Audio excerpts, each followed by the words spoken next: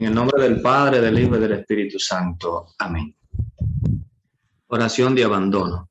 Padre mío, me abandono a ti. Haz de mí lo que quieras. Lo que hagas de mí te lo agradezco. Estoy dispuesto a todo. Lo acepto todo. Con tal de que tu voluntad se haga en mí y en todas tus criaturas. No deseo nada más, Dios mío. Pongo mi vida en tus manos. Te la doy, Dios mío, con todo el amor de mi corazón, porque te amo. Porque para mí amarte es darme, entregarme en tus manos sin medida, con infinita confianza, porque tú eres mi Padre. Con esta oración iniciamos esta jornada, pidiéndole al Señor que envíe sobre cada uno de nosotros su Espíritu Santo. Inmediatamente, pues, dándole la más cordial bienvenida a esta cuarta jornada, este primer módulo que vamos a tener en esta jornada.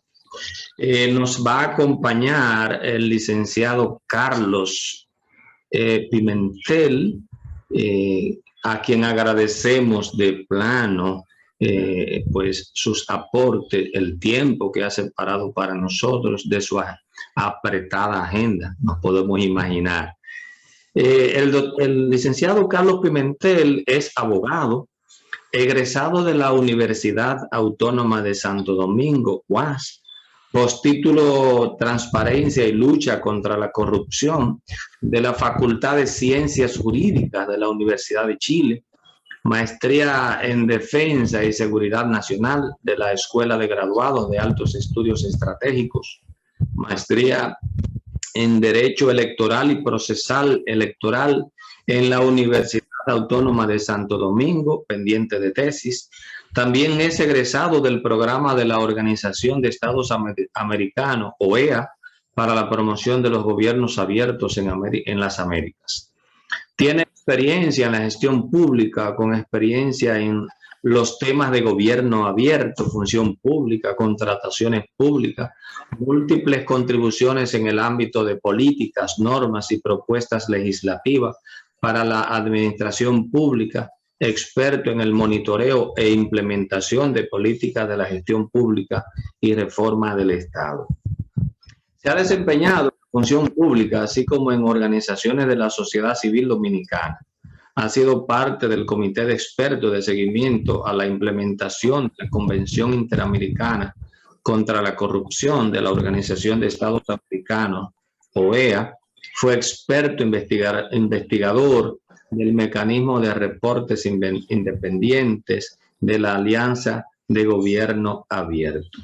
Fue director ejecutivo del Movimiento Cívico Participación Ciudadana, capítulo dominicano de Transparencia Internacional.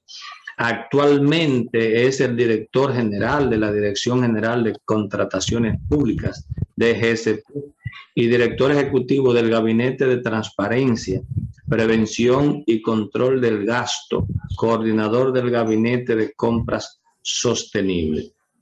Fue docente del Instituto Tecnológico de las Américas, ITLA. Además, es profesor invitado de la Pontificia Universidad Católica Madre y Maestra, Pucamaima, y del Centro de Gobernabilidad y Gerencia Social. Con nosotros le damos las gracias. Está una de las personas más importantes que tiene que ver con la lucha contra la corrupción, o sea, con la honestidad en el Estado. Así que los micrófonos son suyos, don Carlos Pimentel. Muchas gracias.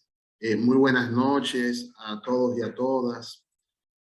Para mí es un placer tener la oportunidad de compartir algunas reflexiones en torno a la ética y la integridad, de manera muy particular en el sistema de contrataciones públicas, y hacerlo en el marco de esta importante iniciativa, este diplomado que aborda la honestidad como un valor fundamental para la eficiencia de la administración pública y privada.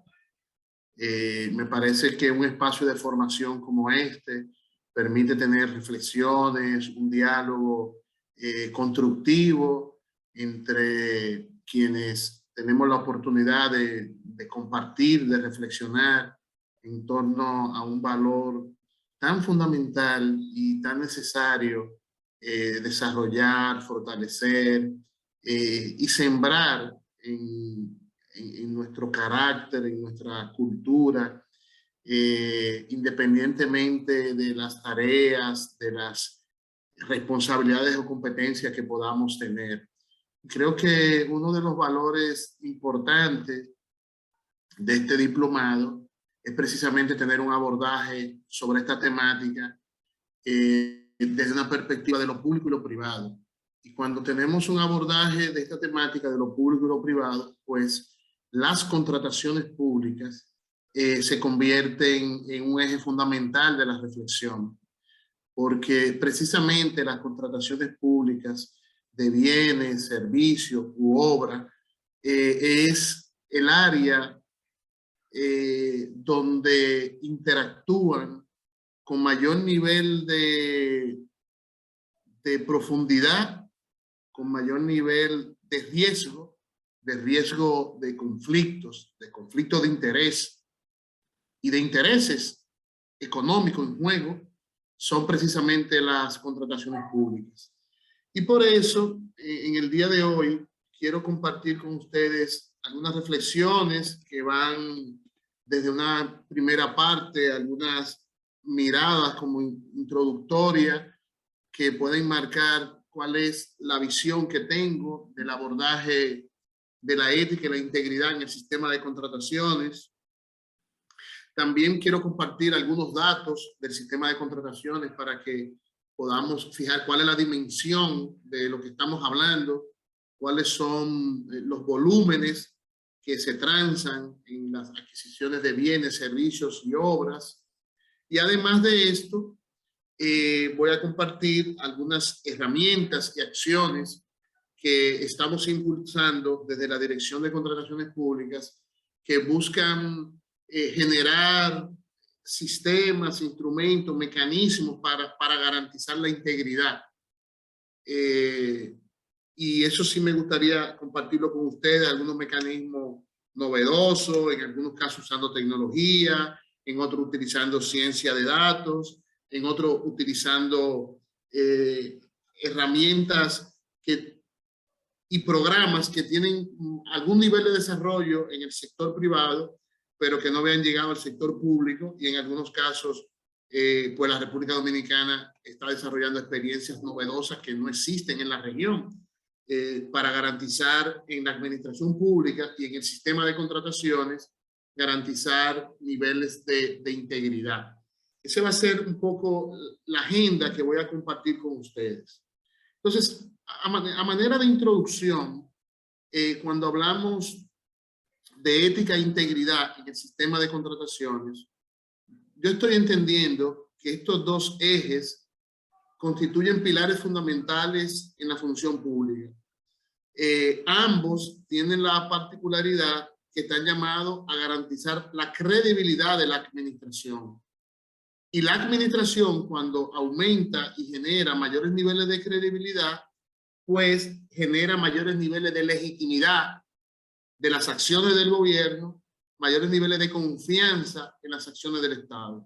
Y yo creo que esto es un elemento importante porque el Estado, para el desarrollo de sus políticas, los planes previstos, tiene que estar rodeado de credibilidad, tiene que estar rodeado de confianza, tiene que estar rodeado de legitimidad, porque las políticas públicas en ambientes heterogéneos, en ambientes donde está cargado de diversidad, se construyen sobre la base de un diálogo horizontal, sobre la base de un diálogo que cruce por lo ético y la integridad, o sea, que cruce por la confianza.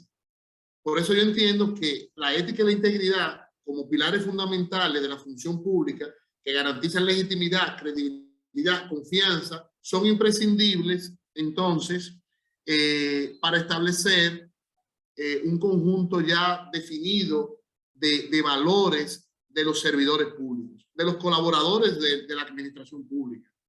Pero también aquí quiero hacer un llamado, porque muchas veces nos quedamos hablando de ética e integridad de los servidores públicos, de los colaboradores de la administración pública.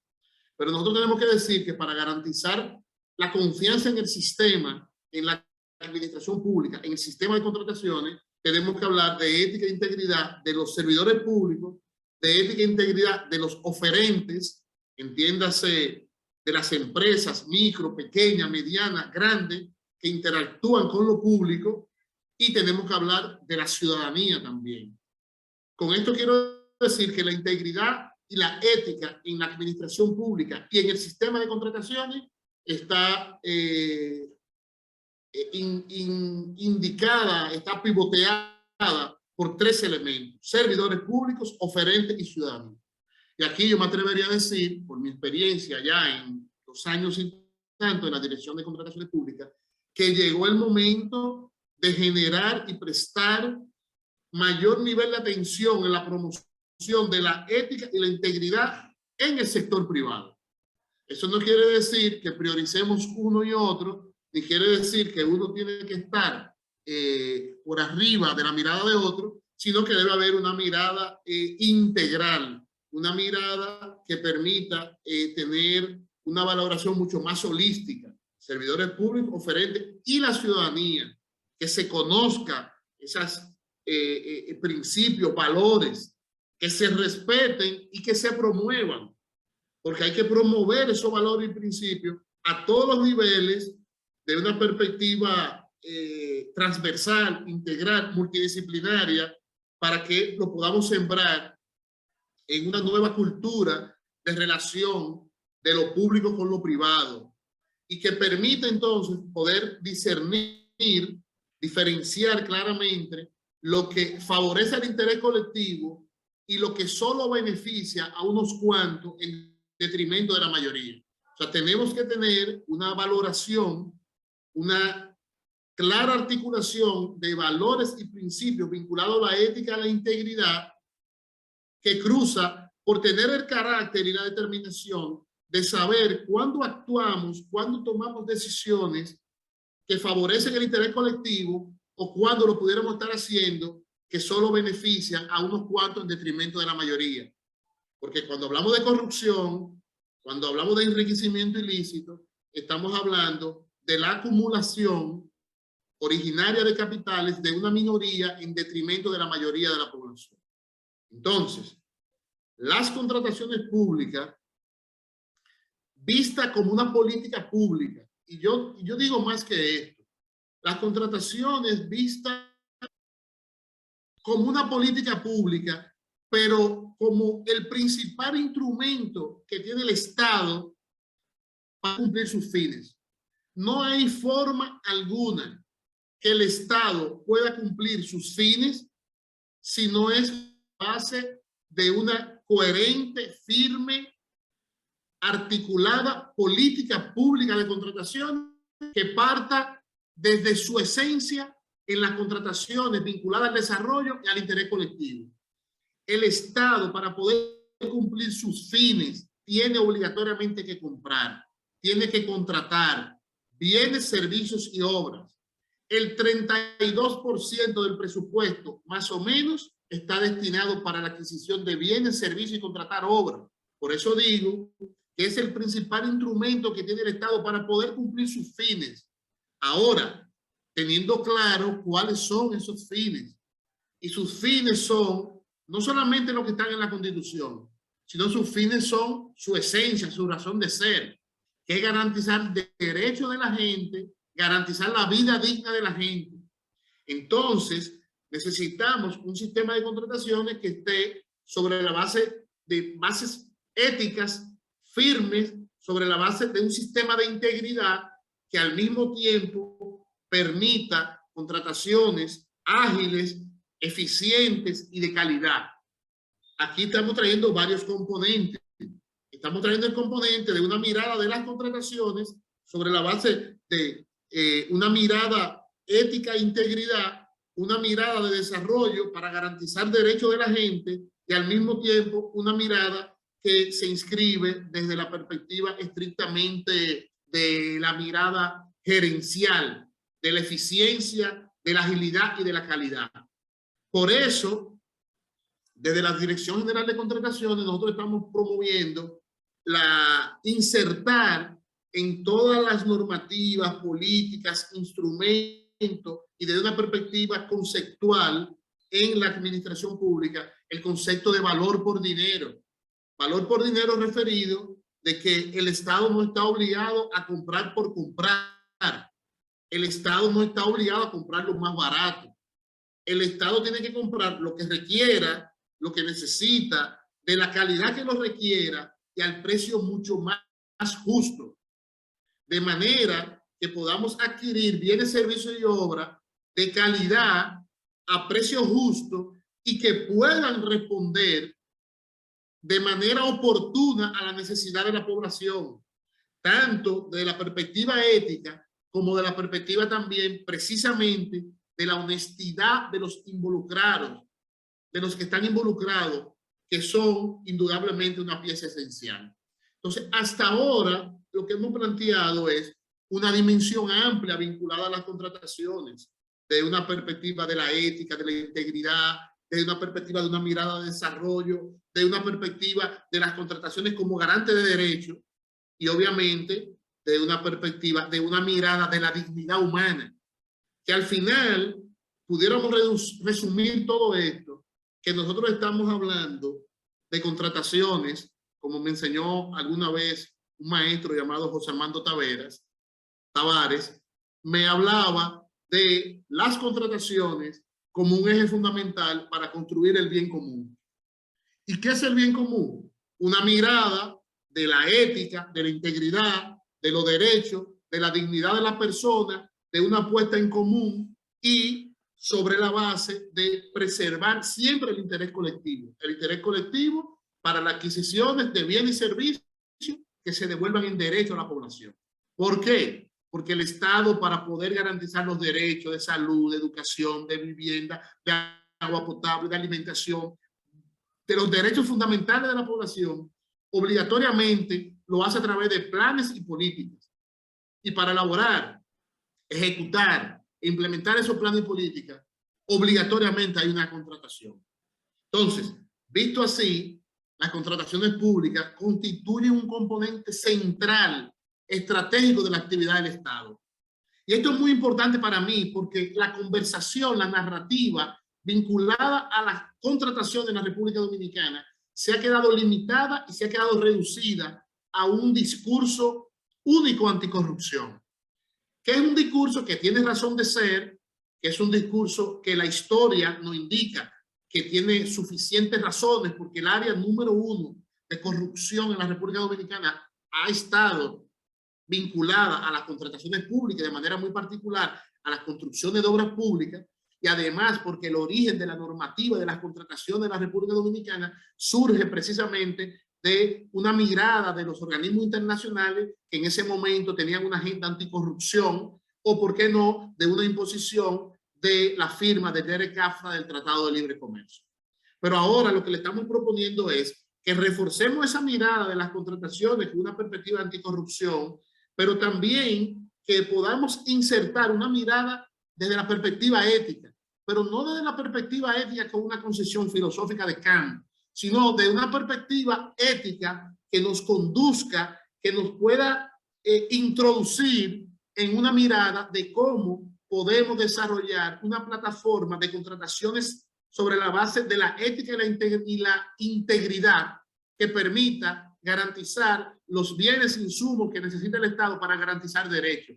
¿Y por qué no? Cómo las contrataciones pueden servir para generar economía de triple impacto, para generar empleo, para generar dinámica económica y para generar mayores niveles de participación de la ciudadanía.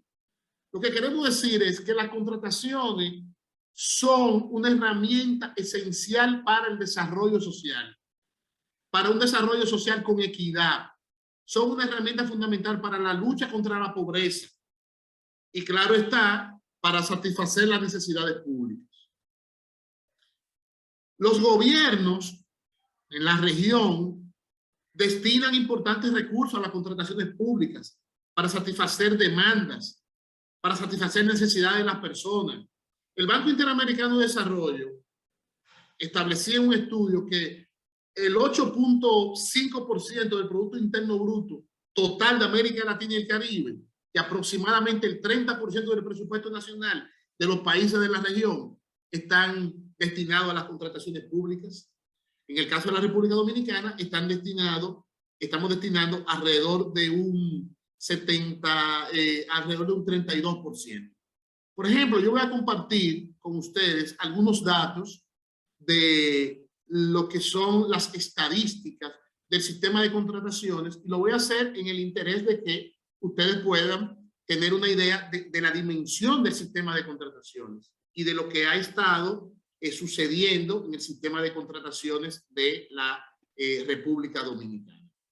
Por ejemplo, nosotros tenemos, en el caso de la República Dominicana, más o menos que en el año, haciendo un análisis comparativo de los años, la evolución más bien del 2021 al 2022, entiéndase 2021 casi en desarrollo de pleno de la pandemia, pero ya en el año 2022 fue transado a través del portal transaccional un monto de 227.494 millones en 83.000 contratos más o menos adjudicados. O sea, en el sistema electrónico de contrataciones, que se conoce como el portal transaccional, actualmente tenemos 505 unidades de compra que transan, adquieren bienes y servicios diarios en el portal, casi 300 transacciones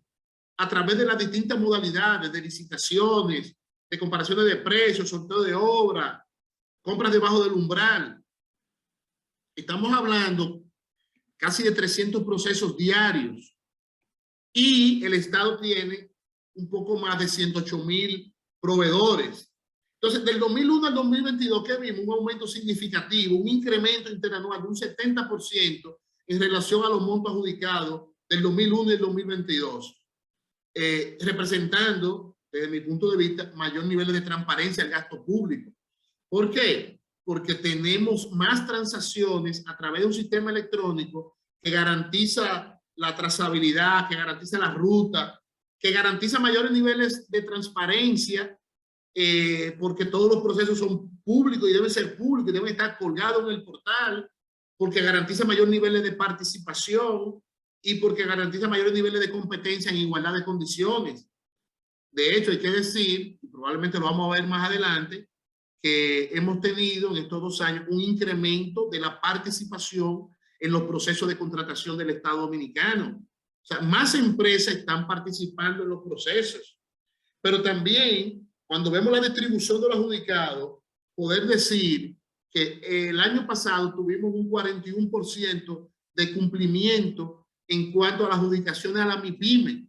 La ley establece que se le debe adjudicar a la MIPYME entre no más de al menos un 20% del presupuesto. El año pasado se le adjudicó un 41%. Eso quiere decir que las empresas MIPYME proveedoras del Estado alcanzaron ser adjudicadas con 92.887 millones, obteniendo una importante participación en el monto adjudicado. Y estos son los datos que es importante compartir, que es importante analizar, porque entiendo que esto puede ser más todavía, porque la composición y el tejido empresarial de la República Dominicana en un 98% son MIPYMES, pero tenemos que tener un Estado con políticas públicas de contratación, como señalaba hace un momentico, que permita orientar, dirigir procesos para que las MIPYMES en el territorio, las MIPYMES de mujeres, las MIPYMES que articulan, en la cual hay participación de sectores excluidos, vulnerables, puedan tener participación. Por eso yo llamo que la conversación que tenemos que tener es cómo vamos a democratizar las compras públicas, cómo vamos a hacer que ese 32% del presupuesto que está destinado a adquirir bienes y servicios se gestione de manera transparente, de manera eficiente Pero transparencia y eficiente no es suficiente. ¿Cómo construimos políticas públicas que permita que la minoría, que la micro, la pequeña y la mediana empresa pueda disfrutar del pastel, pueda disfrutar del mercado público, pueda participar en el mercado público, pueda ser adjudicada en el mercado público y sobre todo esas MIPYMES que están en todo el territorio nacional, porque no podemos seguir teniendo una concentración de los proveedores en el Gran Santo Domingo y en Santiago. Necesitamos democratizar las compras y para democratizar las compras, estas tienen que tener presencia con una visión de desarrollo, de generar el bien común en todo el territorio nacional. Entonces, a esta mirada es lo que yo estoy viendo, lo que yo quiero que conversemos, que cuando hablamos de la ética y la integridad en el sistema de contrataciones, estamos hablando de una nueva visión, de una nueva política pública de las contrataciones que está colocando al sujeto como un eje protagónico y como un eje fundamental en la construcción de la vida digna de todos los dominicanos y las dominicanas. El año pasado un incremento sustancial en cuanto a los proveedores del Estado, unos 11.591 proveedores nuevos, y de estos 3.325 fueron mujeres proveedoras. La ley habla que al menos 5% del presupuesto se debe destinar a la MIPYME mujer. El año pasado terminamos con un 12% de cumplimiento de la cuota a empresas MIPYMES lideradas por mujeres. Y ahí hay que profundizar en ese dato, porque probablemente ahí vamos a tener mujeres que son jefas de familia. Y cuando tenemos mujeres que son jefas de familia, que tienen pequeñas y medianas empresas, que pueden entrar al mercado público en igualdad de condiciones, probablemente a través de ese mecanismo estamos contribuyendo a generar mayor nivel de calidad de vida, mayor nivel de adquisición, a reducir los niveles de pobreza, de exclusión y también, y debo decirlo, también ir reduciendo las prácticas y políticas clientelares, las clientelares politiqueras y las políticas clientelares institucionalizadas. Porque también en la República Dominicana, y así lo definí hace mucho, tenemos políticas clientelares institucionalizadas desde el Estado y desde otros sectores. Cuando digo política institucionalizada, clientelares, no únicamente desde el Estado. Las políticas y la cultura clientelar se genera también desde el sector social, que por dádivas movilizamos, que por dádivas intercambiamos favores por un tipo de gestión. Esa puede ser otra conversación también muy interesante. Entonces, ¿qué tenemos en el sistema también con relación a los montos adjudicados por modalidad de contratación? Bueno, en la distribución del monto total transado se evidencia una importante participación de 56% del monto adjudicado que han sido en licitaciones. Licitaciones es la modalidad de contratación de mayor cuantía, por ende tiene que ser la modalidad en la cual exista mayores niveles de participación. Después hay proceso de sección, que puede ser de urgencia, proveedor único, proceso de exclusividad, entre otros. Están las comparaciones de precios, están las compras menores, están las compras debajo del umbral, los sorteos de obra, las subastas inversas, entre otros. Entonces, ahí nosotros vemos también un nivel importante de participación. Ahora bien, tomando los datos del 2012, el 61% del monto total adjudicado fue dirigido a sectores construcción, salud, transporte, destacándose el sector construcción con mayores niveles de volúmenes de adjudicación. Pero fíjense que cuando tratamos de ver la adjudicación por sectores, fíjense cómo tenemos el sector salud. Y aquí hay un tema importante, que incluso desde la dirección tenemos algunas iniciativas en marcha y una mirada vinculada a las contrataciones, vinculada y estrictamente al sector salud, que estamos dándole una mirada totalmente distinta, lo que implica las compras y adquisiciones de medicamentos, insumos médicos en el sector salud. De hecho, estamos impulsando que los hospitales de todo el país puedan transar, o sea, puedan comprar a través del sistema electrónico de contrataciones. Y ya tenemos 70 hospitales que están comprando a través del sistema electrónico y más de 100 gobiernos locales, ayuntamientos y distritos municipales ¿Por qué es importante que estos actores que están en el territorio puedan adquirir a través del sistema electrónico? Por todas las razones que le expliqué: más transparencia, más participación, más competencia. Pero otro elemento importante es porque ahí precisamente está la semilla, la zapata que puede sembrar el desarrollo de políticas de contrataciones que contribuyan a la economía circular o a la economía de triple impacto. No es posible que un hospital de un municipio, de un distrito, esté comprando insumos agropecuarios, porque los hospitales compran insumos agropecuarios. Los hospitales no solamente compran medicamentos o insumos médicos, los hospitales compran plátano, yuca, carne, huevo, queso. No es posible que los hospitales de nuestros municipios, de Montecristi, de Higüey, de Santiago, de Barahona, por decir algunas provincias, estén comprando a productores agropecuarios a través de la intermediación. Pero la idea, el camino a impulsar es que el hospital compra a los productores agropecuarios de su municipio para generar esa economía de triple impacto. De esto que yo les quiero hablar es de la ética y la integridad, garantizando derechos a través del sistema de contrataciones. Entonces, prestar atención a cuáles son esos sectores es fundamental y que nos permita revertir este análisis de cuáles son los montos adjudicados. Este mapa, a mayor nivel de intensidad del color azul, mayor nivel de adjudicación de proveedores en el territorio. Entonces, esta simple vista, esta simple visualización, ¿qué nos está diciendo? Que el brazo de desarrollo del Estado Dominicano, de ese 32% del presupuesto para compras de bienes, servicios y obras, no está llegando precisamente a las provincias más pobres.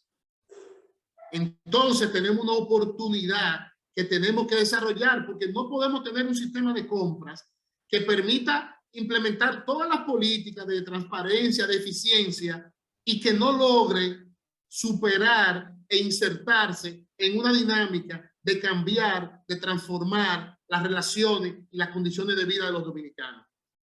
Yo estaría opuesto a tener un sistema que sea transparente, que esté sobre la base de sistema de integridad, si eso no se traduce a un sistema que genere medio de vida, que genere desarrollo, que genere dinámica económica, que genere empleo, que genere bienestar.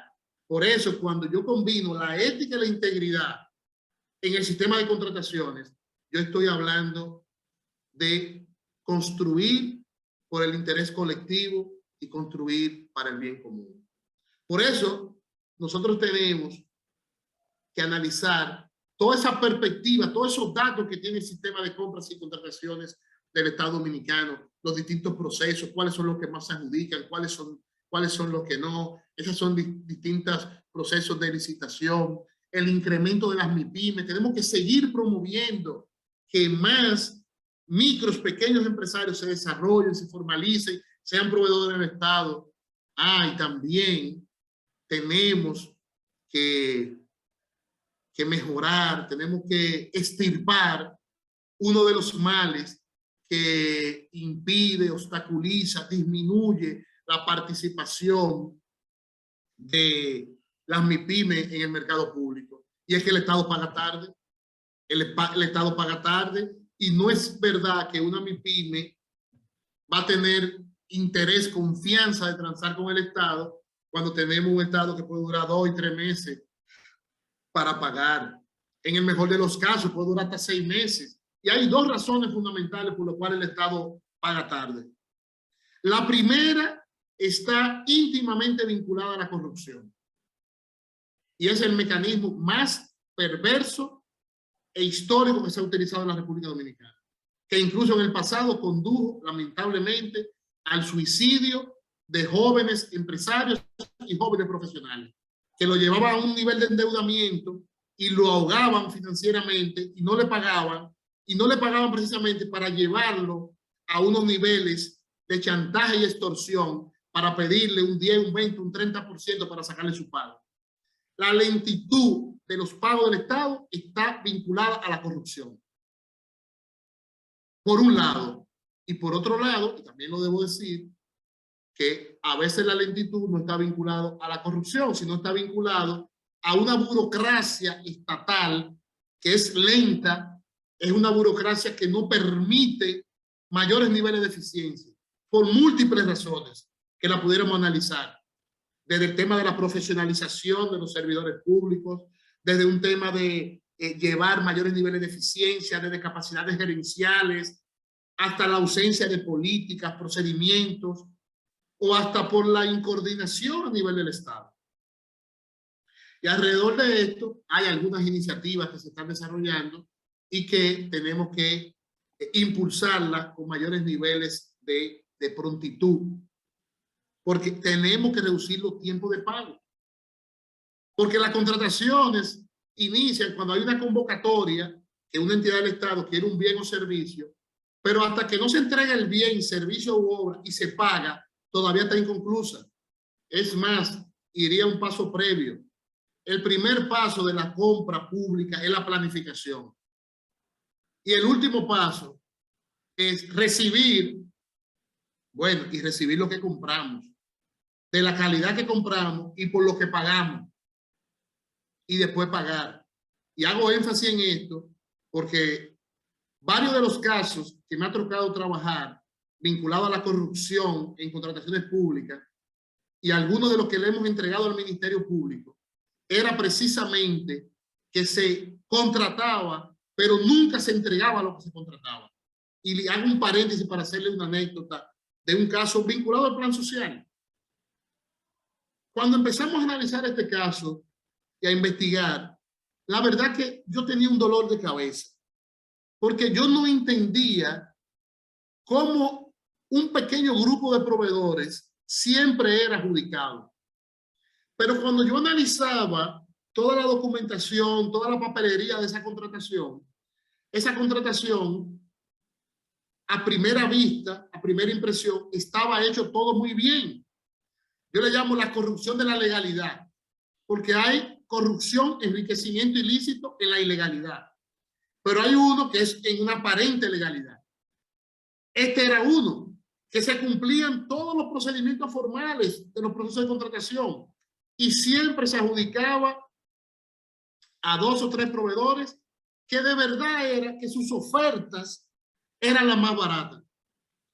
Pero hubo un detalle que me llamó la atención y era que sus ofertas eran tan baratas que eran más baratas que el dueño de la fábrica que fabricaba esos bienes.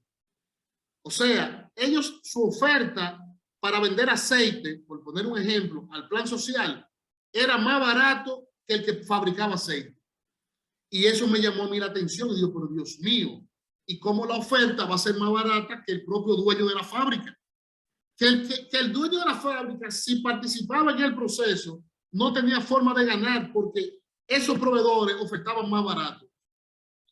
Eso es lo que se conoce como las ofertas temerarias. Entonces, ¿qué nosotros decidimos hacer? Bueno, pues algo me iluminó y tuve luz y algo me dijo, pero Carlos, si su oferta es tan barata, lo único que tiene que estar pasando es que no entregue lo que se le contrata. Asimismo, si se le contrataba 100 galones de aceite, ellos entregaban 30 galones de aceite. Entonces, con unas condiciones así, cualquiera puede poner un precio que sea el más irrisorio, porque al momento de la entrega, ahí era que iba a haber la ilegalidad, ahí era que se iba a dar el usufructo, el robo del erario público y los recursos del pueblo dominicano.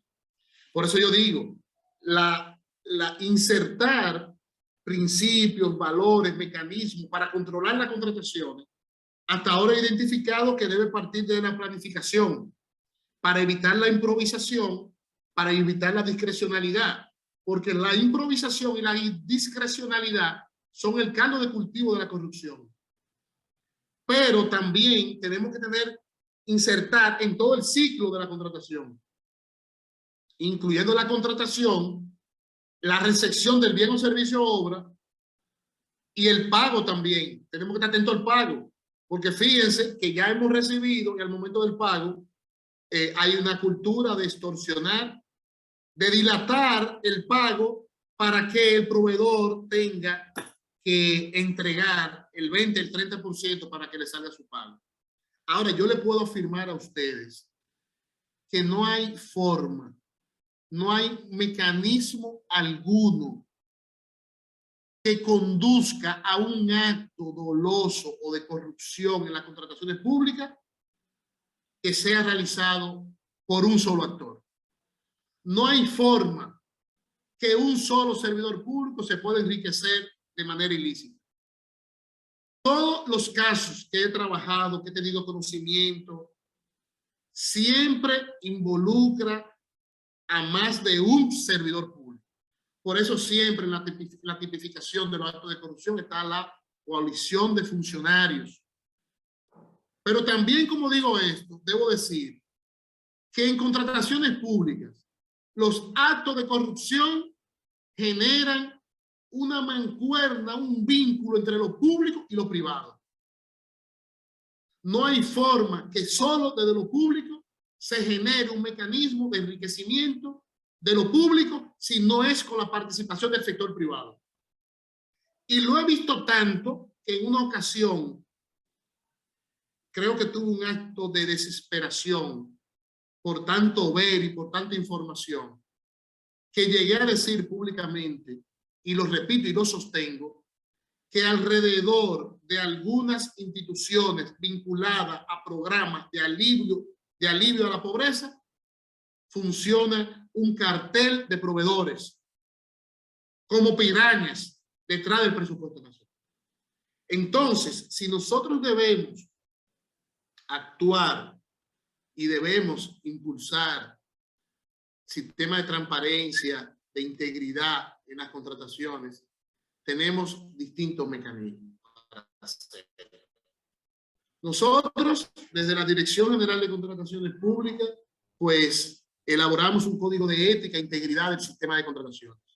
Un código que está en desarrollo, en implementación, que es necesario divulgarlo, pero que lo más importante es aplicar mecanismos, herramientas e instrumentos que puedan generar blindaje de integridad.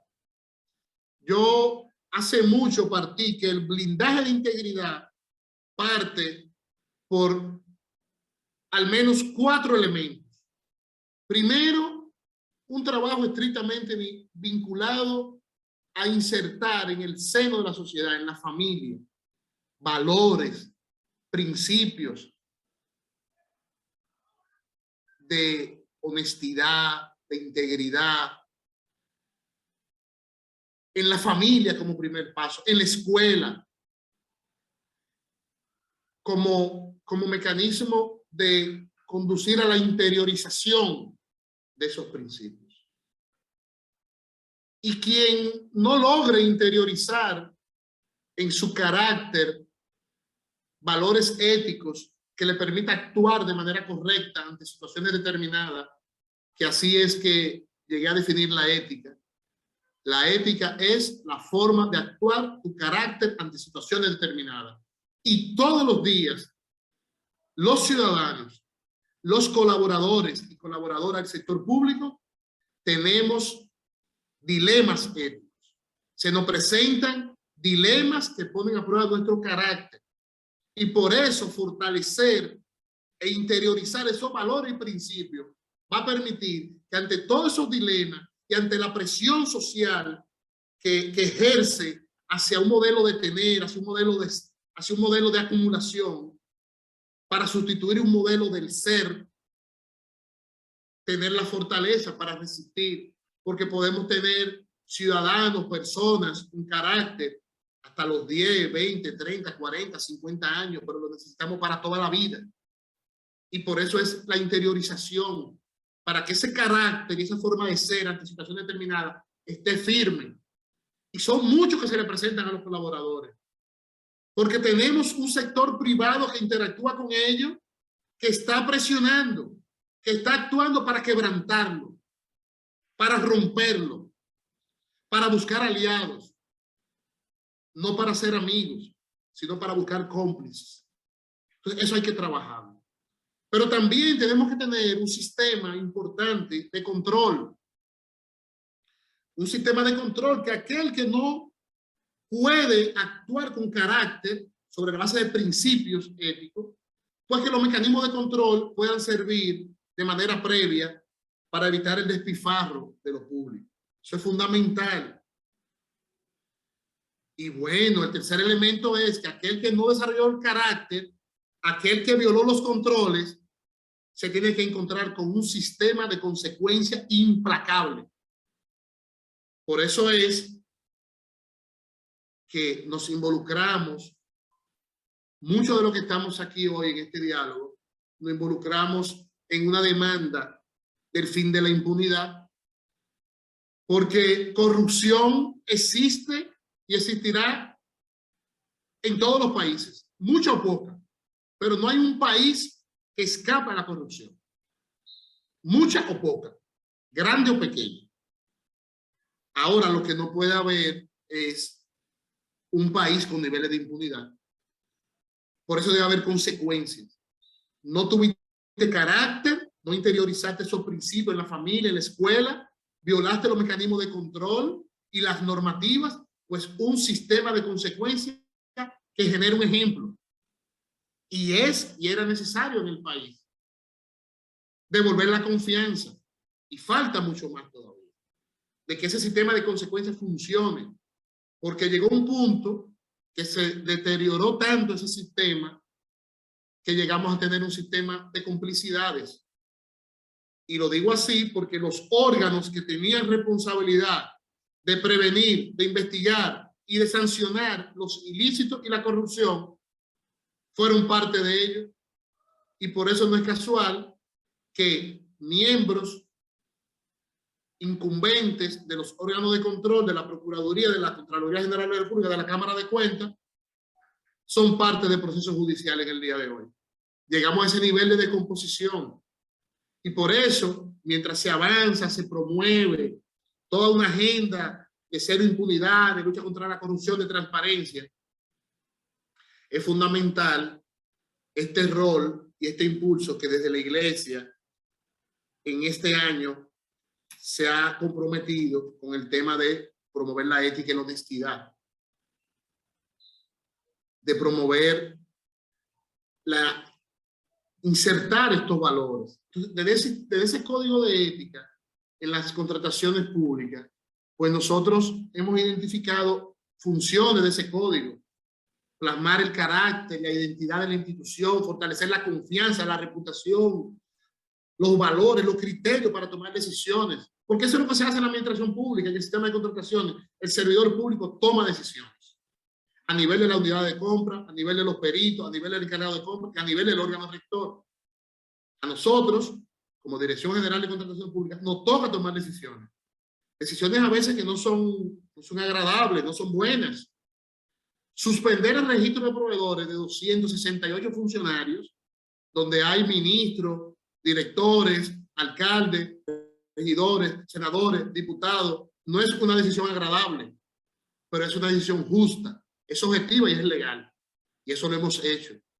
Suspender procesos por irregularidades, de procesos que son importantes para garantizar derechos, son decisiones incómodas, pero se tienen que tomar. Por eso el carácter para actuar hay que reforzarlo todos los días, porque siento que en la sociedad la presión social de tener, de acumular, de conseguir riqueza rápido, esa presión está mucho más presente que lo que debe ser el estímulo, el acompañamiento para lo correcto, para lo ético, para lo honesto. Y la presión social es fuerte. La presión social viene a veces del interior de tu propia familia. La presión social viene del vecino. La presión social viene del amigo. La presión cuando te dicen que esta es tu oportunidad. Que tú andas a pie todavía. Que tú no tienes esto. Que tú vives alquilado. Que tus hijos estudian en tal lugar. Tú eres el director tal. Tú eres el encargado de tal cosa. ¿Cómo va a ser? Esa presión es constante y es permanente. Porque entendemos que el Estado es una piñata. Entonces, quienes al interior del Estado actúan sobre la base de ese carácter que en algunos casos, o en la mayoría de los casos, se les sembró en la casa, en su familia, a veces son mal vistos, a veces son, diría yo, solitarios, son solitarios porque son gente que no están bien, porque están actuando contrario a lo que es, a que venimos a acumular, que venimos a enriquecernos, que venimos a favorecernos de privilegios que no nos corresponden. Entonces, esa es una dimensión que es muy importante verla y verla de esas perspectivas éticas, con los códigos de ética que si bien es cierto que existe un código de ética, el sistema de contrataciones, que no lo voy a abordar de manera íntegra, tal vez tendremos la oportunidad de hablar de él, pero hay todo un esfuerzo de divulgar el código de ética y de generar mecanismos. Yo sé que estoy sobre el tiempo, pero sí me gustaría abordar muy brevemente lo que yo entiendo que son mecanismos que permiten generar sistemas de integridad que, acompañado de esa valoración que le señalaba de insertar y promover ese código de ética, también nosotros en la Dirección de Contrataciones, y solamente lo voy a tener como enunciado, en la experiencia de uso de ciencia de los datos, compliance o cumplimiento para prevenir la corrupción. O sea, nosotros estamos convencidos de la necesidad de poder explotar los datos, poder tener un sistema integral de monitoreo de datos, un sistema de datos abierto y un sistema de alerta preventiva que hemos desarrollado que permite generar más transparencia, más participación, más integridad, más control, mayores niveles de seguimiento, que permita el análisis, que permita la conversación franca. Y digo la conversación franca porque alrededor del sistema de contrataciones, yo puedo decir que el 72% de lo que sale a nivel de redes sociales y medios de comunicación como denuncia de corrupción en las contrataciones son denuncias que no tienen sustento, que no tienen fundamento, que son parte de agenda política, que son parte de agenda mediática, que son parte de agenda de manipulación o que son parte de agenda de extorsión. Eso yo lo puedo decir. Yo puedo decir cuando una denuncia que se mediatiza es parte de una agenda de extorsión o es parte de una agenda política. Pero también puedo decir cuando hay una denuncia que tiene sustento y tiene fundamento y cuando nos apoderamos de oficio, cuando entendemos que hay un nivel de sustento y que amerita una investigación. Pero tener datos abiertos, tener información en tiempo real, toda la información del sistema de compra está disponible para consulta en tiempo real. No hay nada del sistema de contrataciones ahora mismo que ustedes no tengan acceso, que ustedes no lo puedan ver.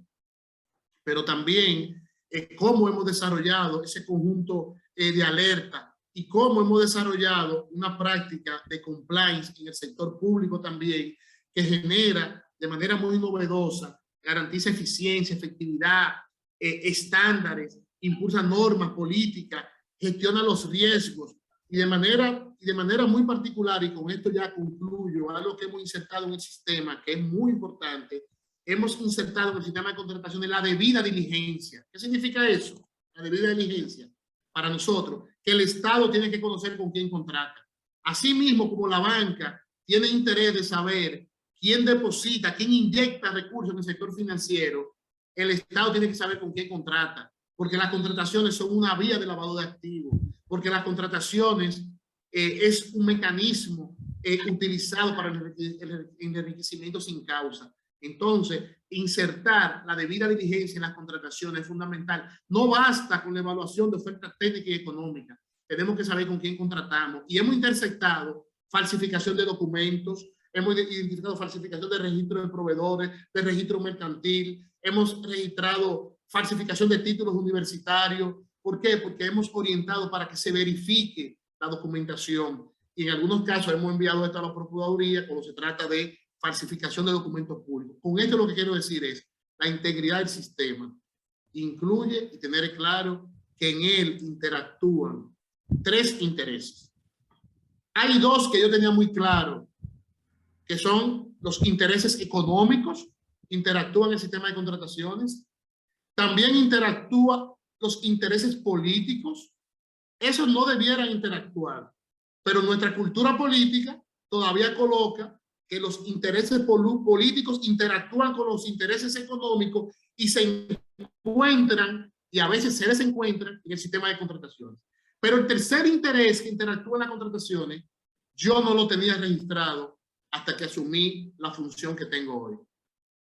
Y que todavía lo tengo en hipótesis, o ya no en hipótesis, lo tengo en estudio para comprenderlo más. Son los intereses geopolíticos en las contrataciones. Los intereses geopolíticos en las contrataciones lo vimos para adquirir vacunas, lo vemos con los insumos médicos y lo vemos por todos los lados cómo interactúan los intereses geopolíticos detrás de intereses económicos articulados con intereses políticos, y eso genera en algunos momentos conflictos. Y esta parte lo dejo porque me gustaría solicitarle que me acompañen en esta reflexión con relación a ese tercer interés. Muchas gracias. Hay algunas diapositivas más, pero yo creo que ahora en la conversación, en el diálogo, podemos ampliar mucho más. Además que esto se trata de un diálogo, no de yo solo hablar. Bueno, don Carlos, decirle que no hay prisa, tenemos por lo menos hasta las 9:30 para seguir conversando con usted con un tema tan importante, sumamente importante. El mismo objetivo del diplomado en honestidad, es importantísimo el título: la honestidad, valor fundamental para una eficiencia administración pública y privada. Y el lema más importante de este diplomado es: con personas honestas ganamos todos. Es sumamente importante todos los datos y las informaciones que usted nos ha proporcionado en esta jornada, extraordinariamente importante, pero a mí me surgen algunas situaciones. Por ejemplo, quisiera comenzar yo a abrirle los micrófonos a los que quieran nuevamente participar, y los que quieran hacer algunas preguntas puntuales en el chat pueden hacerlo.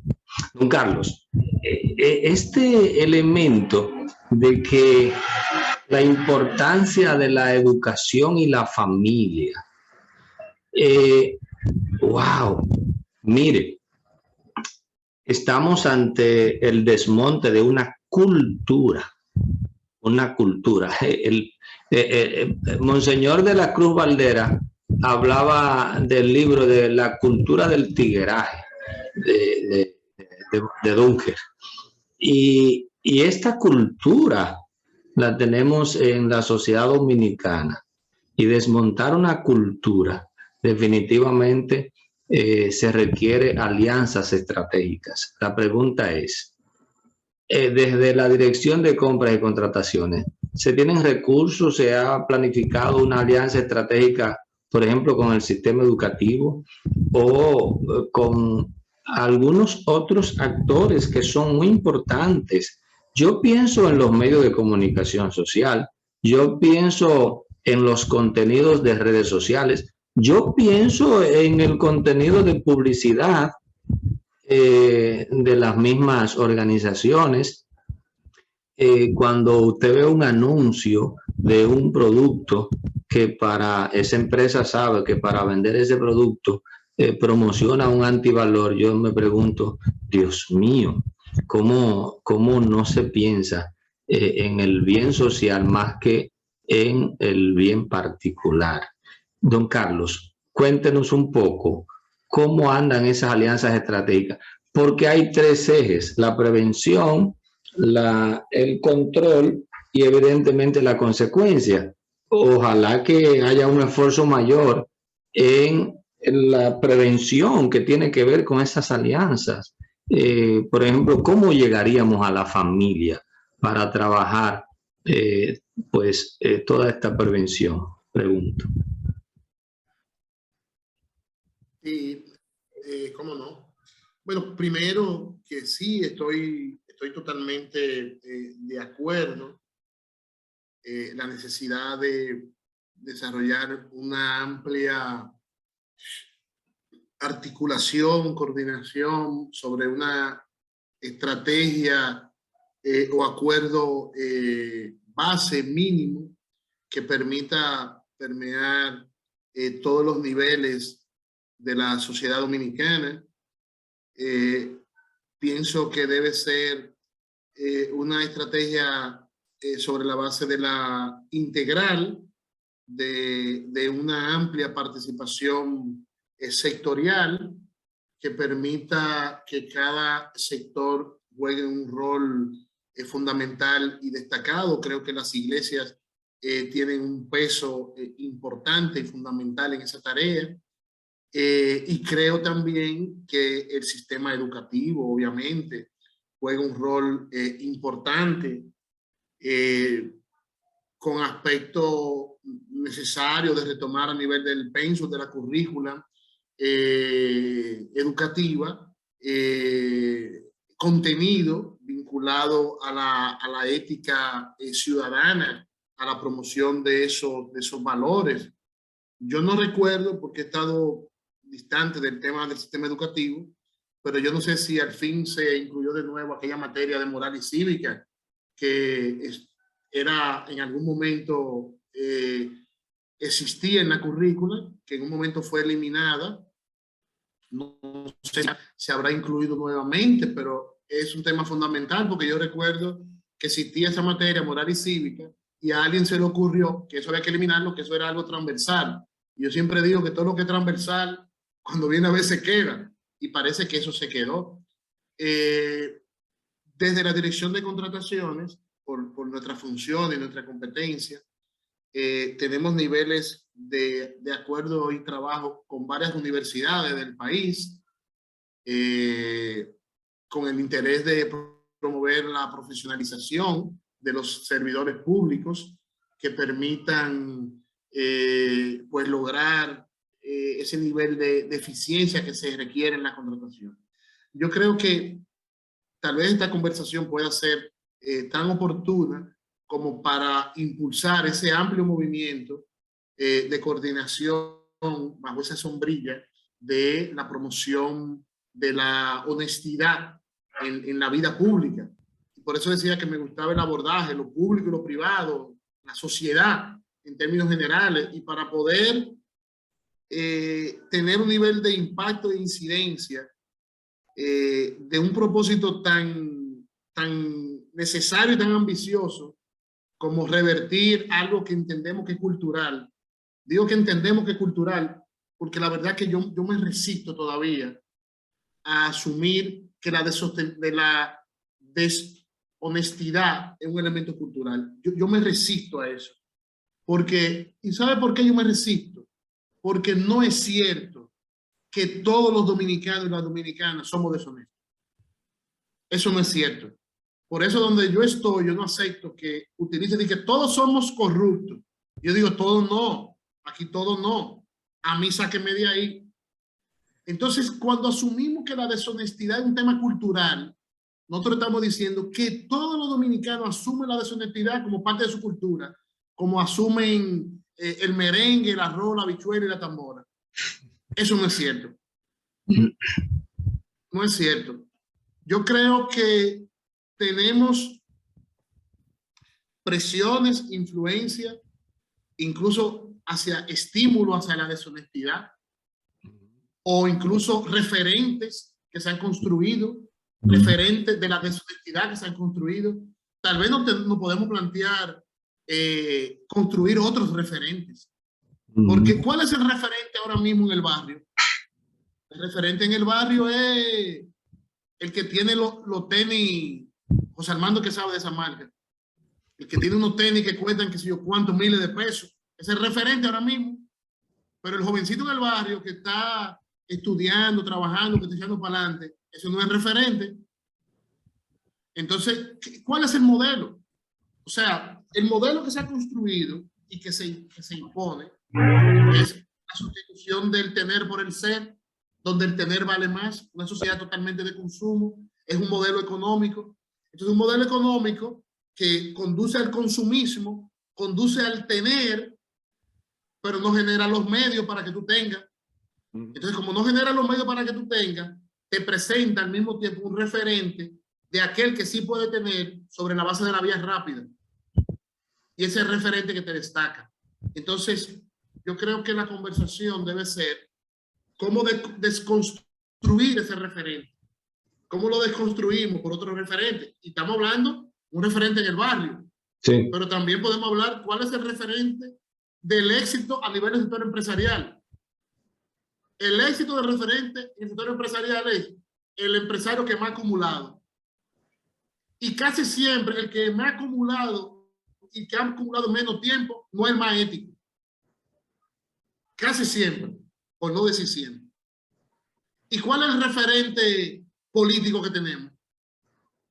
El referente político ético en la administración es anónimo. Es anónimo. El referente es otro que tenemos. Y ese referente es el que se impone.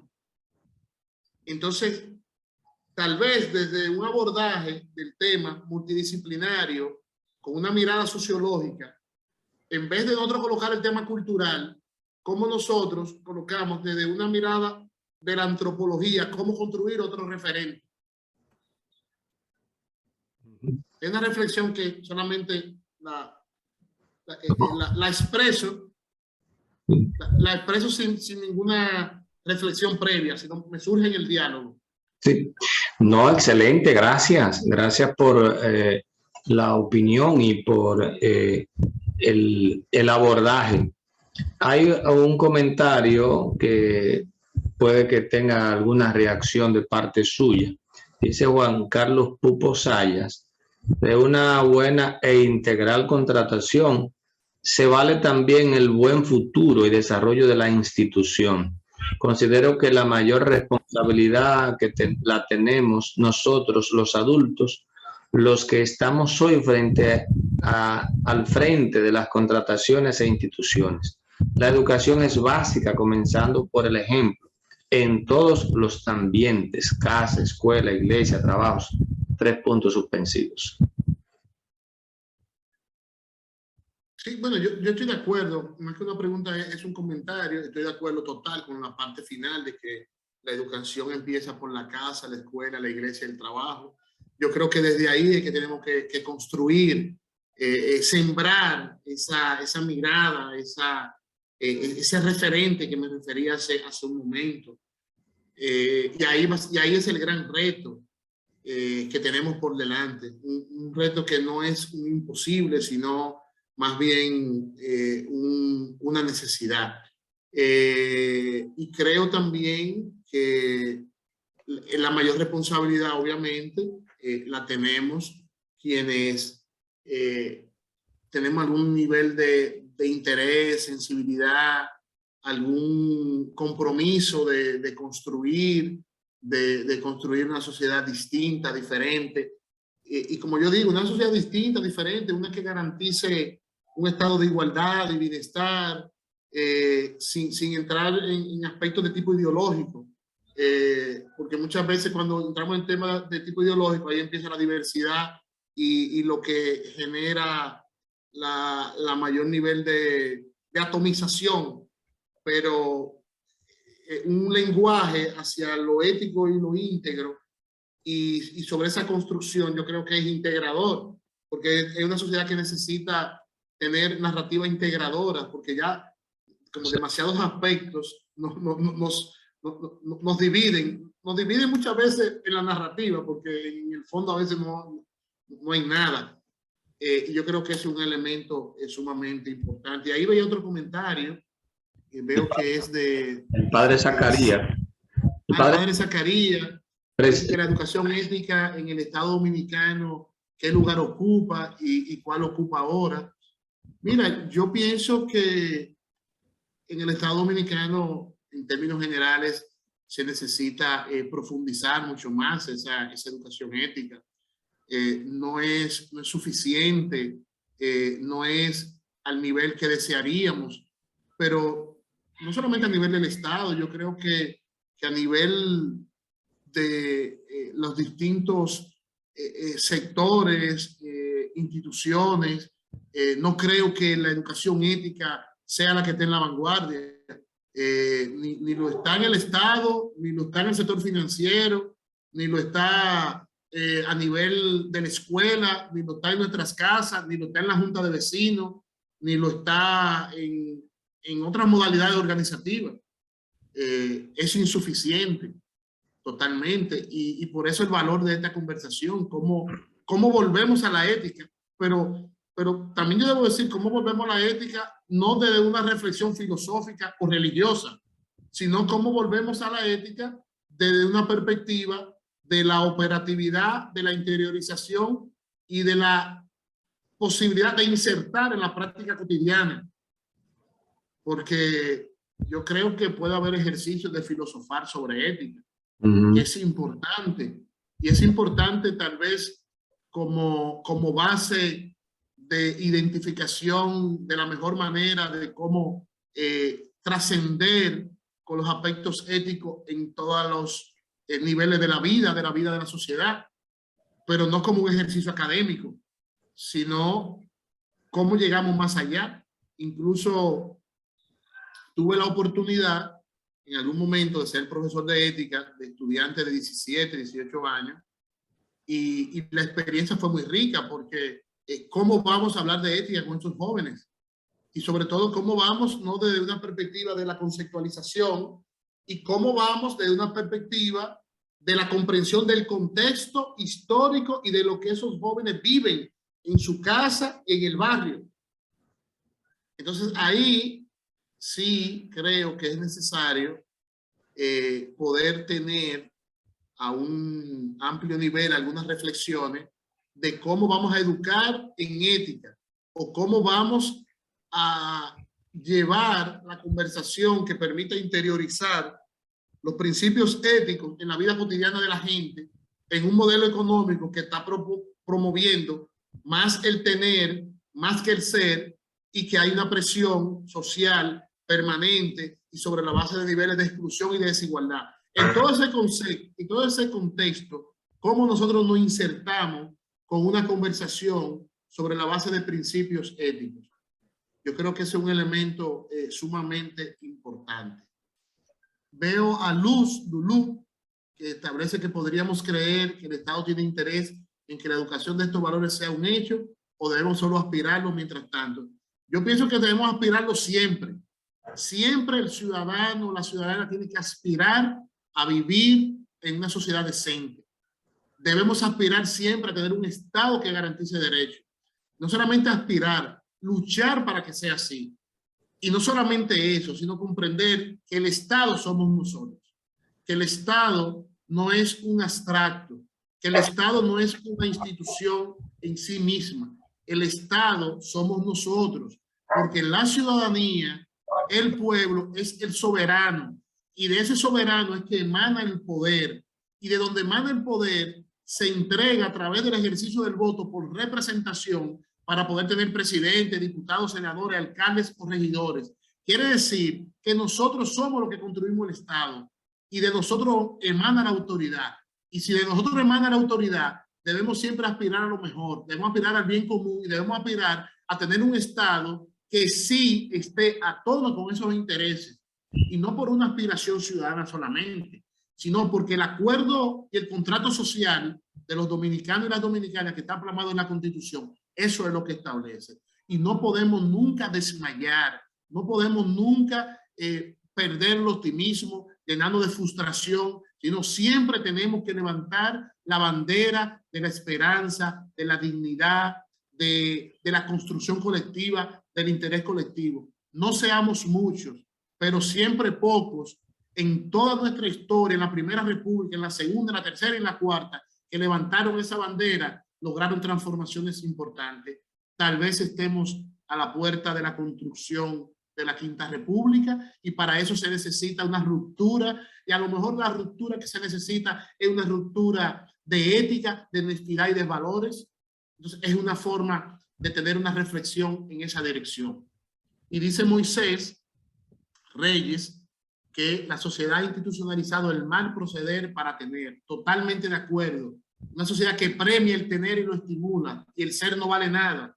Los ciudadanos se admiran y aplauden cuando alguien llega a una función pública y desde ese espacio no solo se enaltece, sino que construye alrededor de él una especie de defensa en contra de los ciudadanos comunes de la sociedad.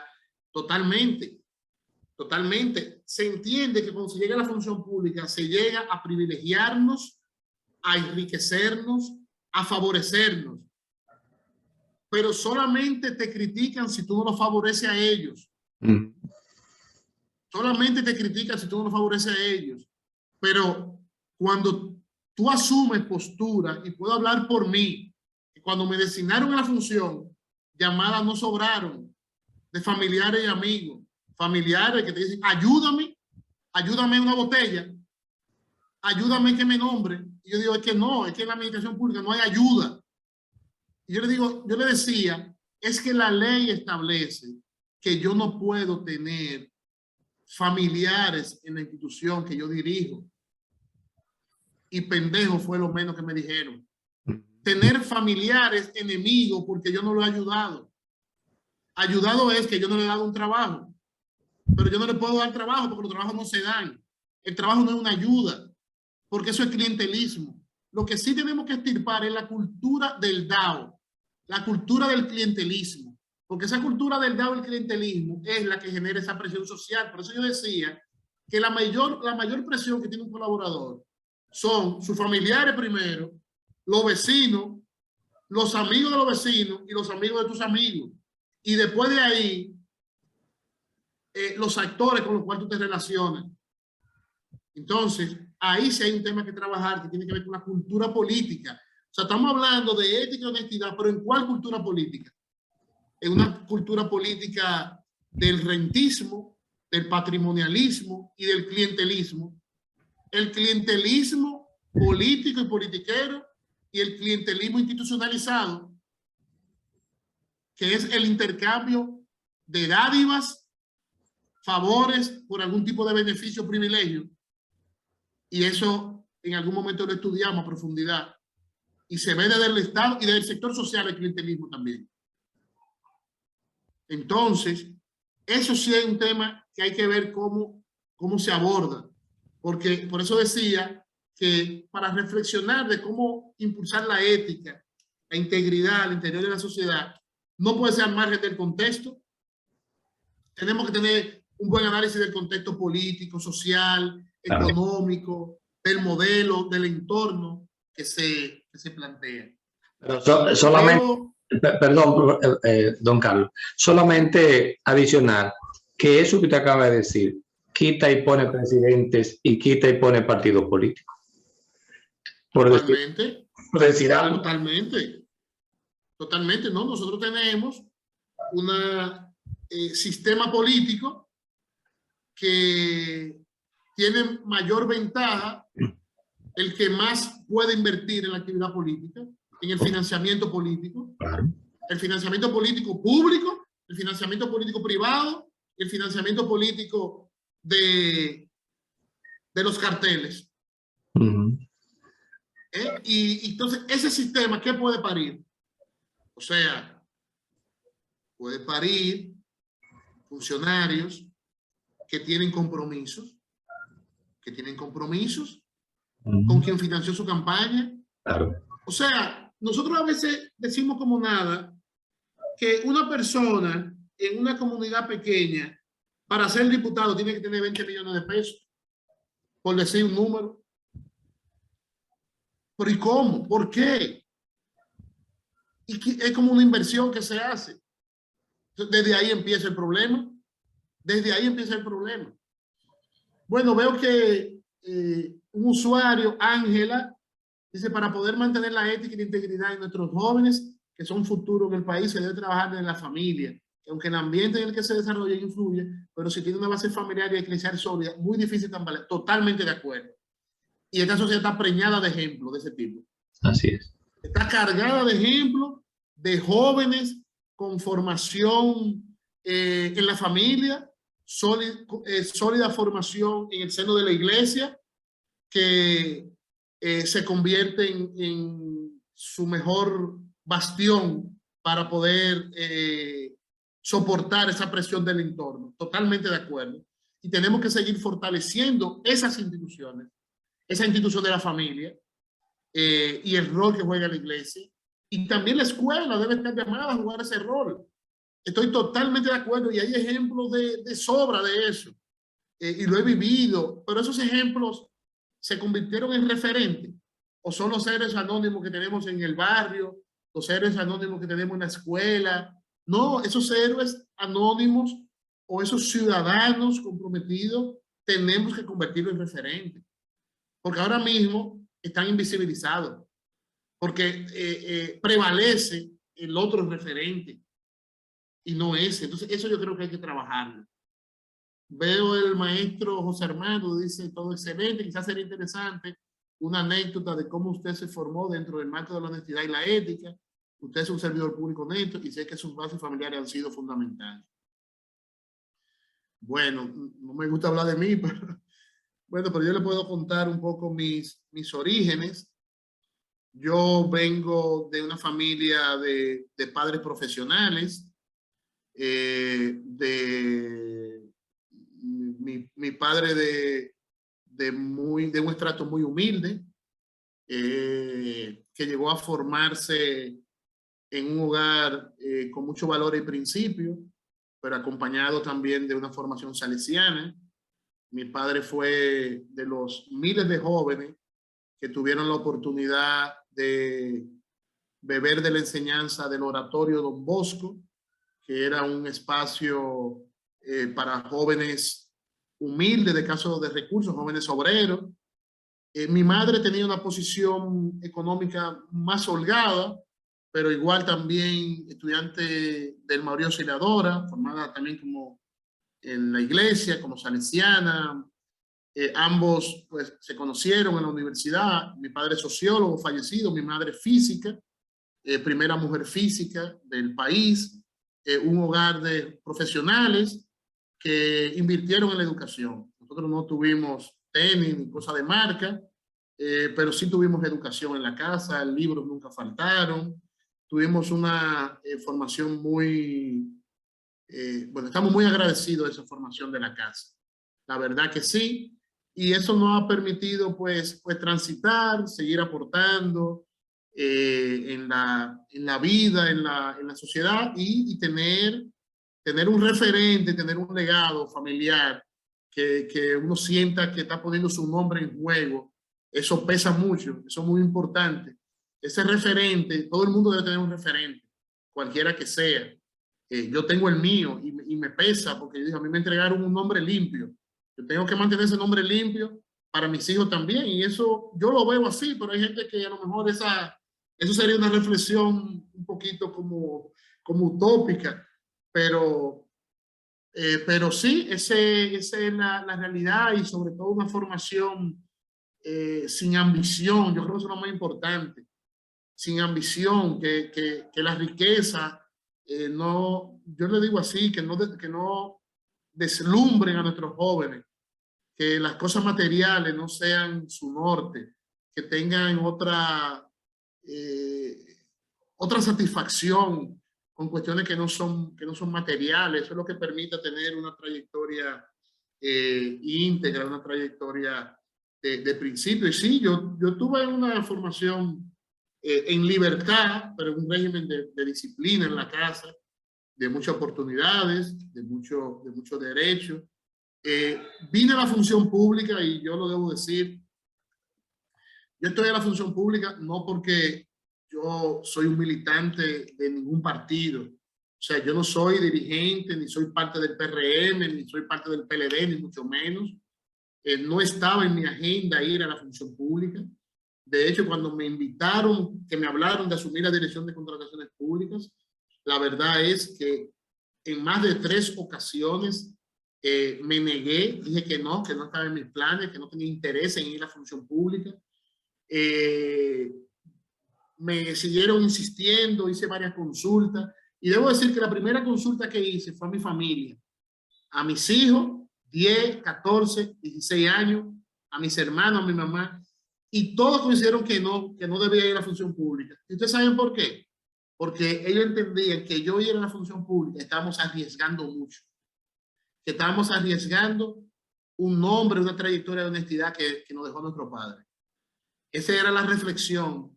Después, conversaciones tras conversaciones y consulta a algunos amigos que hice, pues me convencieron de decir, bueno, pero que este es el momento de ir a la administración pública. Vamos a dejar de hablar y ahora tener la oportunidad de hacer. Y a eso fuimos. Y cuando conversé la primera vez, que no conocía al presidente Luis Abinader, nuestra conversación sobre si aceptaba la dirección de contrataciones, el primer punto que le planteé era que yo no aceptaba papelito, que no aceptaba papelito, que yo iba a la administración sobre la base de un compromiso de rodearme de técnicos, de profesionales. Y eso es lo que hemos hecho hasta ahora. Hemos hecho nuestro aporte. Seguramente hemos cometido errores. Lo que sí estoy seguro que los errores que hemos cometido no ha sido para privilegiar ni para favorecer a nadie en particular. Lo hemos cometido porque somos humanos y probablemente lo hemos cometido, pero también hemos aportado mucho. Bueno, veo otra pregunta de Miledis Pérez. ¿Es necesario seguir trabajando los valores éticos desde la familia y desde la escuela? No sacaron moral y cívica de la escuela y que hemos tenido una serie de consecuencias. Donde lo correcto se ve como lo extraño, pasado de moda, sin embargo los valores y principios no perimen. Hay que seguir trabajando en la honestidad de todos los ámbitos en nuestra sociedad. Totalmente de acuerdo, no podemos cansarnos, debemos seguir trabajando desde todos los ámbitos, al revés, de doblar los esfuerzos, hacerlo con más entusiasmo, con más alegría, también con nuevos métodos, con nueva visión. Tenemos que innovar también, tenemos que innovar. ¿Cómo vamos a insertar la ética desde la innovación, desde otra mirada? Claro, siendo la honestidad siempre la misma, tan antigua como la humanidad y tan necesaria como se requiera. Qué bueno, yo tenía todavía la visión de que la moral y cívica no existía en la escuela. Qué bueno que exista, y si existe hay que reforzarla, hay que ver el contenido, hay que seguir apostando a eso y aprovechar todos los espacios de formación que puedan existir.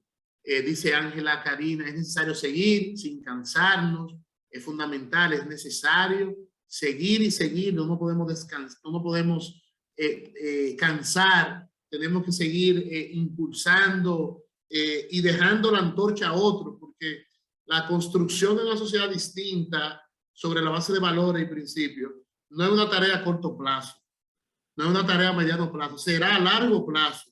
Y nuestro rol y nuestra mayor contribución es tener una antorcha encendida y lograr sembrarla en cada pecho, en cada corazón de todo dominicano o dominicana que nosotros podamos tocar en la escuela, en el evangelio, en el trabajo, para que esa luz se mantenga viva siempre, de generación en generación. Yo no me voy a frustrar nunca, no me voy a frustrar nunca, porque yo estoy convencido que estamos hablando de temas de largo aliento. Yo solamente me pregunto, ¿qué estoy haciendo yo hoy? ¿Cómo estoy contribuyendo yo hoy para generar una sociedad decente? ¿Y cómo estoy también sembrando para que otros sigan multiplicando? Y yo creo que esa es la mayor satisfacción. Es como la construcción de la felicidad. ¿Cuándo llegaremos a la felicidad? Es una construcción constante, una construcción permanente. Es hacer camino al andar. Y caminemos, disfrutemos caminar e integrar otros para que caminemos juntos. Yo creo que esa es la mayor satisfacción. Yo ni me canso ni me frustro. Y le pido que quienes estén alrededor mío me ayuden a que no sea así, porque no podemos soltar la toalla, porque es que hay algunos de los malos que están mirando para que soltemos la toalla y no le podemos dar ese gusto. Dice Neruska, dice, hay que hacer lo que corresponda, aunque eso no agrade a muchos, pero sí al final a Dios. Totalmente de acuerdo. De eso estoy convencido. Por eso digo, actuar de manera justa ante situaciones determinadas, no importa que no guste, no importa que no caiga bien, al final siempre prevalece la verdad. Siempre al final sale la luz y siempre al final vamos a triunfar. Que eso lo hemos visto de muchísimas maneras, lo hemos visto. Bueno, gracias, José Armando, por tu opinión. Luz también. Carlos, ese es el peso de la buena formación en el hogar. Felicitaciones, excelente ponencia. Es necesario no desmayar, dice Ángela, para romper los miedos. Mira, es un buen punto, Ángela. También romper los miedos, porque hay miedos que nos van insertando, hay otros que vamos construyendo, y esos miedos a veces no ayudan a templar el carácter.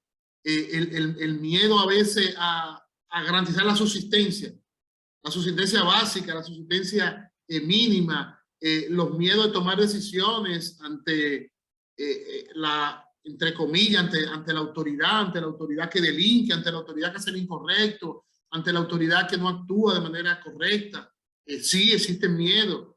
Yo recuerdo como anécdota, pues le puedo contar dos anécdotas así de los miedos. Yo recuerdo que en una ocasión yo le pido a los colaboradores que hagan un cruce de la base de datos de los funcionarios electos y designados con el registro de proveedores. Es un cruce automático. Y le digo, todo funcionario electo o designado que tenga más de 10% en la composición accionaria de una empresa que sea proveedor del Estado, vamos a suspender el registro de proveedores. A las 2 semanas, viene el equipo y me dice, mire, director, aquí tenemos la lista de 268 funcionarios que fueron identificados que tienen más de 10% en empresas que son proveedoras del Estado. Y yo le dije, bueno, muy bien, suspendan todos esos registros de proveedores. ¿Esto va a haber? Y yo, ¿ustedes no están seguros que son esos? Sí, estamos seguros. Son 268 que están en esa condición, lo verificamos y por eso se lo traemos. Yo digo, bueno, pues suspéndanlo todo. Me dice, ¿usted no lo va a ver? ¿Pero para qué usted quiere que yo lo vea? Y me dice, no, porque ahí hay ministros, alcaldes, senadores, diputados, para que usted sepa la implicación de eso. Y yo, no, es que si ustedes me dicen que están en las condiciones de que son accionistas de más de 10% de la empresa, suspéndalo, yo no tengo que ver ese listado. Entonces, le digo esto para poner un ejemplo del miedo. Dice, Foncho, ven 4 ministros ahí y 4 diputados y senadores y alcaldes. Dice, ¿cómo tú vas a suspender eso? Yo suspéndalo yo ni lo vi el listado. Pero otra anécdota también, a veces en una ocasión firmando una resolución que suspendía unos procesos de contratación a un ministro de mucho peso. Y yo recuerdo que yo dentro de mí, cuando me llevaron la resolución, yo dije, bueno, Carlos, hay que firmar esta resolución, ya tú lo analizaste, esta resolución en derecho está bien sustentada, esta resolución está pegada a la legalidad, yo estoy convencido que esta resolución es justa, que esta resolución es objetiva, yo la voy a firmar, cualquier cosa, así mismo yo me dije a mi interior, cualquier cosa, Carlos, tú nada más tienes que salir, la Delgado, y coge un carrito kilómetro y te vas para tu casa. Digo eso porque muchas veces no se toma decisiones por miedo. ¿Y cuál es el miedo? El miedo al final es un empleo. Un empleo.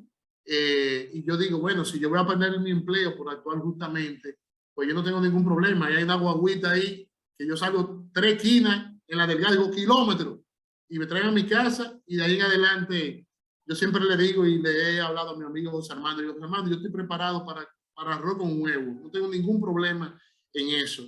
Y eso es un tema muy importante. Ojalá que en algún momento podamos tener una reflexión sobre los miedos, porque yo creo que los miedos inducen a conductas indebidas de personas formadas en carácter.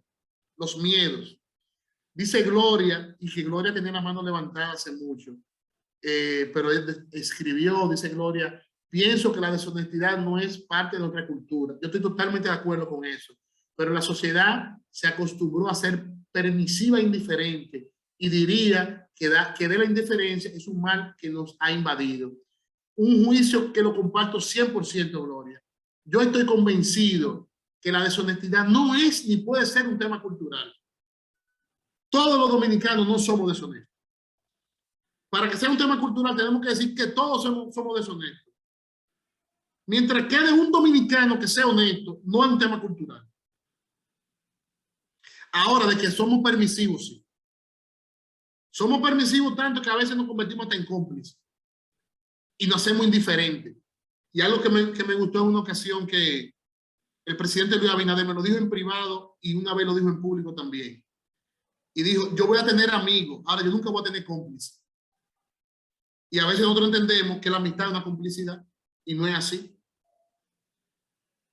Hay amigos que te llaman y te dicen, Carlos, tú me puedes recibir a un proveedor. Y yo no recibo proveedores.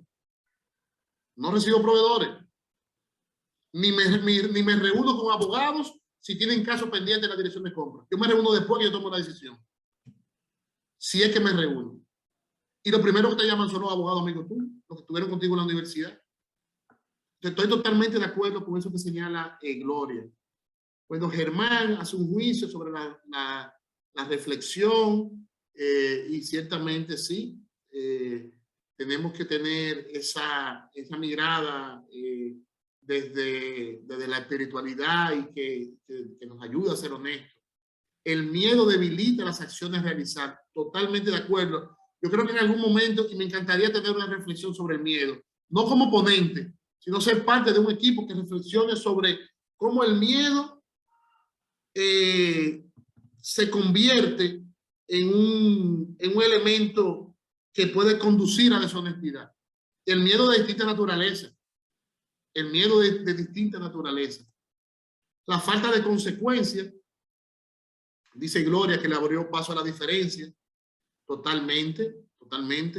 Y nunca es tarde. Nosotros debemos seguir, no nos debemos cansar, no podemos tener miedo, y es necesario fortalecer el carácter de los ciudadanos y de los ciudadanos que en algún momento de la vida, de forma transitoria, somos funcionarios públicos. Porque lo que siempre vamos a hacer es personas. Siempre vamos a ser personas. Y debemos aspirar no solamente a ser personas, sino también a ser ciudadanos. No porque tengamos mayoría de edad, sino porque ejercemos ciudadanía. Ahora, lo que sí es transitorio es la función pública. Eso es lo más transitorio que hay. A la función pública entramos un día y salimos otro, seguro sí o sí. Y lo que sí tenemos que tratar de hacer, además de lo que señala la Miledis, de mantener el carácter en la función pública, también tenemos que tratar de dejar las políticas, los procedimientos, los mecanismos que forjen el carácter. Y también que forjen el carácter y que demanden el carácter. Y una ciudadanía tan activa que lo que reconozca y premie sea precisamente el carácter de actuar de manera correcta. Eso yo creo que es un elemento es fundamental. Cómo nosotros generamos una ciudadanía que premie, reconozca, estimule la actuación de carácter correcto al interior de la administración pública. Entonces aquí llegamos que cuando hablamos de construir en la familia y construir en la escuela y construir desde la iglesia, lo que estamos hablando es de construir una ética ciudadana, de construir ciudadanía, una ciudadanía que cumple sus deberes y una ciudadanía que exige sus derechos. Porque no podemos tener una ciudadanía que pide derechos. Incluso yo decía, digo, sostengo y lo voy a repetir aquí, que no podemos seguir teniendo una ciudadanía mendigo. ¿Qué es una ciudadanía mendigo? Una ciudadanía que anda de pedigüeño de sus derechos. Pedigüeño y mendigo de derechos. Necesitamos una ciudadanía ética, demandando, exigiendo, reivindicando derechos al Estado. Y si reivindica derechos al Estado, tiene que reivindicar carácter y formas correctas de actuar de sus funcionarios. Yo creo que eso es totalmente importante. Y Berigüete hace un comentario, dice: el miedo se puede gestionar a través de la combinación equilibrada de la heurística y la hermenéutica. En este caso, la hermenéutica del miedo implicaría reflexionar, comprender, dilucidar a diferentes tipos de miedo, temor, ansiedad, terror. Bueno, yo creo que ya llegó un profesional del miedo que está poniendo conceptos que conducen a la reflexión del miedo y cómo el miedo enmarca el carácter para actuar de manera adecuada. Y ya veo que no estamos hablando ya el miedo y sus tipos, o sea, el temor, la ansiedad, el terror. Bueno, de eso puedo hablar de la ansiedad. La ansiedad me parece que es un elemento importante dentro de esos tipos de miedo. Pero yo creo, mi aprendizaje de esta conversación se va a ir sobre esta última mirada de cómo el miedo condiciona el carácter. El miedo condiciona el carácter y pone en riesgo la manera de actuar de una persona, ciudadano, que ha sido formado en un hogar en valores. Podemos tener una persona formada en un hogar de valores, en principios, que sobre la base del contexto, del entorno, genera miedo. Veo que puede ser temor, ansiedad o terror, que condiciona la actuación ética ante una situación determinada. Yo creo que yo con esa reflexión me voy con una tarea para las reflexiones futuras. Padre Francisco está hablando, pero está en silencio. Sí, él está como hablando por teléfono, pero vamos a darle oportunidad para que nos salude. El padre Francisco Jiménez, el padre cariñosamente Cualo, es el director del Instituto Nacional de Pastoral y hoy nos acompaña. Así que vamos a esperar que termine la conversación telefónica para que nos salude y nos imparta la bendición antes de finalizar. Padre Cualo. Padre Zacarías también tiene el micrófono abierto. Yo no sé si es que quiere intervenir. Yo quisiera dejarle también la posibilidad. Bueno, antes de que Zacarías hable, escúcheme que fue que me llamaron de unos amigos de Alemania que están visitándome. No se preocupe, no se preocupe. No, yo simplemente quería saludarle. De verdad que los jueves quisiera estar con ustedes cada jueves, pero se me hace un poco difícil porque tengo otro compromiso y hoy quise ingresar para saludarles y agradecerle también a Carlos su disponibilidad. Realmente este tema y esta reflexión, este valor que estamos trabajando, queremos hacerlo de verdad que vaya más allá de los 28 personas que están aquí. Y de verdad que le felicito y ojalá que persevere, porque ya decía Carlos, las grandes transformaciones no las hace la masa, las hacen de verdad pequeños grupos que asumen proyectos, asumen principios y quieren ser consecuentes con ellos. A propósito de ser consecuente,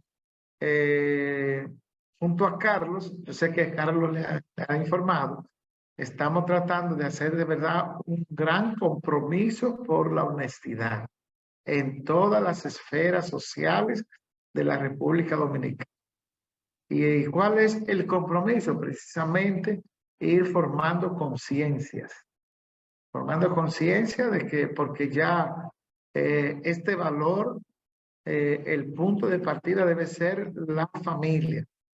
Nosotros tenemos tres lugares específicos, que es primero, por supuesto, personal, asumir, decir que se puede. En medio de tantas deshonestidades, también hay hombres y mujeres que tratan, que buscan ser honestas. Y segundo, la familia. Como ven, una persona honesta no sale de una familia honesta, persona de principio. Tercero, en la escuela. Aquí veo algunos que son maestros y maestras y me alegra mucho porque hay que ir creando una cultura de la honestidad. Y por supuesto después lo que llamamos los espacios sociales,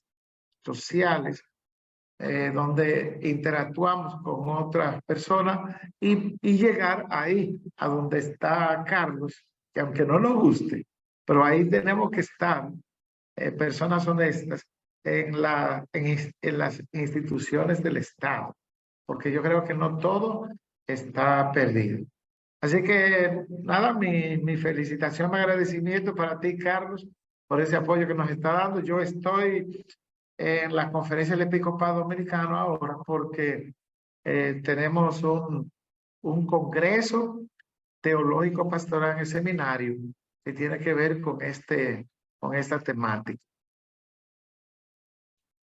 Muy bien, muchas gracias, padre. Gracias por su cariño. El padre Zacarías, todavía tenemos, por favor, la última oportunidad antes de pasarle el micrófono al padre Cualo para que nos imparta la bendición. Quisiera motivar al final, a partir del próximo jueves entramos en un segundo momento, un segundo módulo de este diplomado, en donde vamos a ver las intervenciones de la honestidad en la empresa, a nivel empresarial, que como don Carlos ha dicho también, pues hay un cruce importante entre lo público y lo privado, y entonces pues tenemos que mirar cómo impactamos todo este mundo empresarial. Agradecer, volver a agradecer la presencia de cada uno y de cada una de ustedes. Como decía el padre Cual, ojalá que pues sigamos motivados a seguir participando, aunque pueden también invitar a algunos de los compañeros, amigos que tengan ustedes, porque cada jueves es un contenido completamente diferente, de manera que aunque no se tenga el certificado al final, pues se tiene acceso a un contenido. Así que los esperamos el próximo jueves. Terminaríamos esta jornada con la bendición impartida por nuestro director del Instituto Nacional de Pastoral.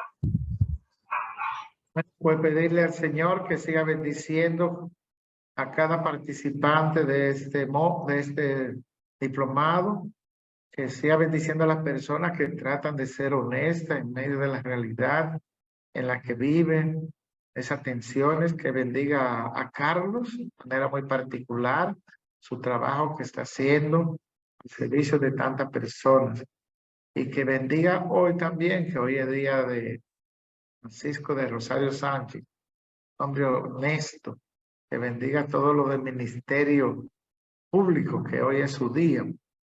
Que el Señor nos siga bendiciendo nuestra patria, cada una de nuestras familias, en el nombre del Padre, y del Hijo, y del Espíritu Santo. Amén.